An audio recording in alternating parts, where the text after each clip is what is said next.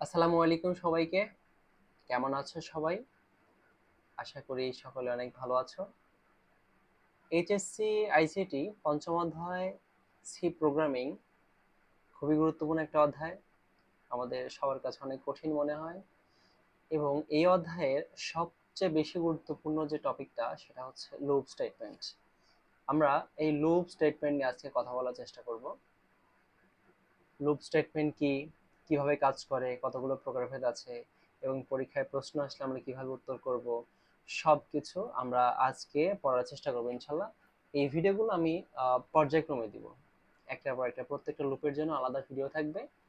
প্রত্যেকটা ভিডিও তোমরা যদি ভালো মতো দেখো এবং বাসায় সেভাবে প্র্যাকটিস করো, তাহলে আশা করা যায় তোমরা তোমাদের লুপে আর কোনো প্রবলেম থাকবে না। তাহলে প্রথমত আমরা লুপের প্রত্যেকটা মানে স্ট্রাকচার দেখব, কিভাবে লেখে সেটা দেখব। পাশাপাশি আমরা এখানে প্র্যাকটিক্যাল দেখব যে আসলে কিভাবে কাজে লাগে আমাদের, বা আমরা এখানে কোড কিভাবে কেমনে লিখবো, সবকিছু আমরা এখানে দেখার চেষ্টা করব। তো চলো কথা না বাড়িয়ে আমরা আমাদের লুপ পড়াশোনা শুরু করে দিই। ওকে, চলো লেটস গো। প্রথমেই যদি আসি আমরা যে লুপ কি, লুপের শাব্দিক অর্থ আমরা যদি বলতে চাই যে আসলে লুপটা কেমন, লুপের যদি শাব্দিক অর্থ করি সেটা হবে হচ্ছে ফাঁস। ঠিক আছে, লুপের শাব্দিক অর্থ যদি করি তাহলে সেটা হবে কি ফাঁস। এখন ফাঁস কি? ফাঁস, হ্যাঁ আচ্ছা। ফাঁসটা কি? ফাঁস হচ্ছে ধরো তুমি এখান থেকে কিছু একটা শুরু করছো একটা কাজ, আবার এখানে যাবা, হ্যাঁ আবার এখানে যাবা, এটাকে বলা হয় একটা লুপ। তার মানে পুনরাবৃত্তি করতেছো, বারবার আসতেছো, সেখানে ঘুরে আসতে একটা চক্রের মতো ঘুরতেছো, এটাই হচ্ছে লুপ। তাহলে আমাদের পরীক্ষায় যদি প্রশ্ন আসে ক নাম্বারে যে লুপ কি বা লুপ স্টেটমেন্টটা কি, তাহলে আমরা কিভাবে উত্তর করবো দেখো। যে পুনরাবৃত্তি করার জন্য যে কমান্ড বা পদ্ধতি সমূহ ব্যবহৃত করা হয় তাকে প্রোগ্রামের লুপ বা লুপিং বলে। এটা খুবই মানে এক লাইনে একটা উত্তর, তোমাদের যদি ক নাম্বারে আসে অবশ্যই দিতে পারবো, অসুবিধা হবে না। এখন আসো লুপের মধ্যে আসলে কি কি প্রকারভেদ আছে আমাদের আলোচনা করা আছে কোনগুলো, আমরা একটা একটা করে দেখি চলো। তাহলে আমাদের এখানে মোটা দাগে মূলত লুপ পড়তে হবে তিনটা, একটা হচ্ছে ফর লুপ, একটা হোয়াইল লুপ, আরেকটা হচ্ছে ডু হোয়াইল লুপ। এগুলো থেকে মাস্ট বি কোয়েশ্চেন হবেই হবে আশা করা যায়।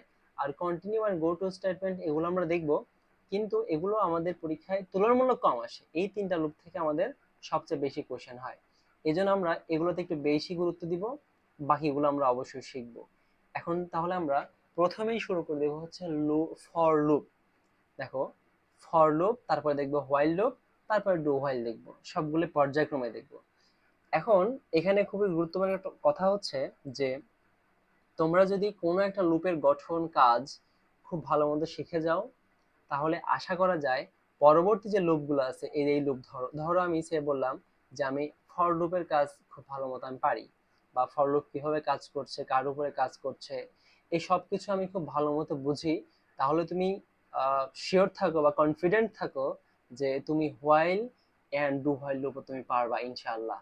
কেননা একটা লুপের গঠন আমরা যদি ঠিক মতো বুঝে ফেলি, বাকিগুলো অটোমেটিক্যালি পেরে যাব। তাহলে সেই সব দিয়ে আমার সাথে থাকো এন্ড দেখা যাবে আসলে কিভাবে আমরা সমাধান করতে পারি। তো প্রথমে আসে ফর লুপ নিয়ে আমরা কথা বলি। ফর লুপ নিয়ে আমরা প্রথমে কথা বলবো। এখন ফর লুপ বা ফর স্টেটমেন্ট আমরা যদি কথা বলি, তাহলে আমরা দেখবো হচ্ছে প্রথমে স্ট্রাকচার, যে ফর লুপের স্ট্রাকচারটা আসলে কেমন হয়। স্ট্রাকচার যখন আমরা পড়বো, তখন আমরা আস্তে আস্তে খুব ভালো মতো এক্সপ্লোর করার মানে বুঝতে পারবো আসলে কিভাবে হচ্ছে কাজগুলো। এখন আসো আমরা সহজেই যদি দেখতে চাই যে ফর লুপের আসলে স্ট্রাকচারটা কেমন হয়, আমি বাকি প্রোগ্রামগুলো লিখছি না, পরবর্তীতে আমি সবগুলো লিখবো। আমি জাস্ট ফর লুপের স্টেটমেন্টটা কেমন হয় সেটা আমি এখানে লিখবো। দেখো, ফর লুপের স্টেটমেন্ট কেমন হবে, এটা হচ্ছে ফর লুপ, ব্র্যাকেট থাকবে ফার্স্ট ব্র্যাকেট। তো প্রথমে আমাদের যেটা লিখতে হবে ফর লুপের এক্ষেত্রে ইনিশিয়ালাইজেশন করতে হবে। মানে প্রথমে আমাকে ইনিশিয়ালাইজেশন করতে হবে। ইনিশিয়ালাইজেশনটা কি একটু পরে আমরা দেখছি। আর তোমরা যারা এই ভিডিওটা দেখছো, তোমাদের তোমাদের প্রতি আমি আশা ব্যক্ত রাখি যে তোমরা আগের বিষয়গুলো অবশ্যই জানো। ইনক্রিমেন্ট কি, ডিক্রিমেন্ট কি, কন্ডিশন কি, দেন হচ্ছে তোমার অ্যালগোরিদম ফ্লো চার্ট কিভাবে কাজ করে, আমি আশা করছি তোমরা সেগুলো জানো। তার পরের ধাপগুলো কিন্তু এটা। সুতরাং আমি মানে ধরে নিচ্ছি তোমরা কিন্তু সেগুলো জানো।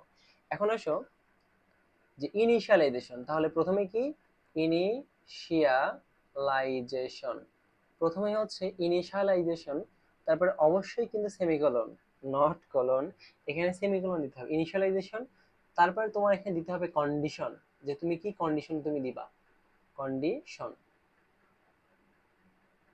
আচ্ছা, এরপর দিতে হবে কন্ডিশন, তারপর একটা সেমিকোলন, লাস্ট ওয়ানটা হচ্ছে কন্ডিশনের পরে তোমাকে দিতে হবে ইনক্রিমেন্ট অর ডিক্রিমেন্ট, তুমি বৃদ্ধি করছো নাকি কমাচ্ছ, এটা তোমার উপর ডিপেন্ড করবে, বা প্রশ্ন যে করেছে, যে প্রশ্নের উপর ডিপেন্ড করবে যে এখানে ইনক্রিমেন্ট হবে নাকি ডিক্রিমেন্ট হবে। তাহলে দেখো এখানে হয় ইনক্রিমেন্ট, ইনক্রিমেন্ট অর ডিক্রিমেন্ট, এটা হবে। দেন এখানে কিন্তু কি হবে, সেকেন্ড ব্র্যাকেট, এখানে হবে স্টেটমেন্ট, মানে তুমি যা প্রিন্ট করতে চাচ্ছ, যোগ বিয়োগ গুণ ভাগ ইত্যাদি যা করতে চাচ্ছ সেগুলো বসাবা, স্টেটমেন্ট, আচ্ছা, সেমিকোলন, দেন তুমি শেষ করবা। এটা হচ্ছে আমাদের ফর লুপের স্ট্রাকচার। এখন স্ট্রাকচার যদি মাথায় থাকে আর কোনো প্রবলেম আমাদের হবে না। ইনিশিয়ালাইজেশন কি, মানে আমরা প্রথমে কাউন্টারের মানটা কত ধরে নিচ্ছি, এটা হচ্ছে ইনিশিয়ালাইজেশন। কন্ডিশনটা হচ্ছে যে তুমি কোন শর্তের উপর ভিত্তি করে তুমি প্রোগ্রামটা রান করছো। আর ইনক্রিমেন্ট আর ডিক্রিমেন্টটা কি, যে যদি মান বাড়ে তাহলে প্লাস হবে, আর যদি মান কমে তাহলে মাইনাস হবে, সহজ হিসাব, তাই না? এই হচ্ছে ব্যাপার। তো চলো আমরা একটা একটা করে যখন প্রবলেম সমাধান করব তখন এটা নিয়ে আমাদের আর কোনো সমস্যা হবে বলে মনে হয় না। তো চলো শুরু করে দেই।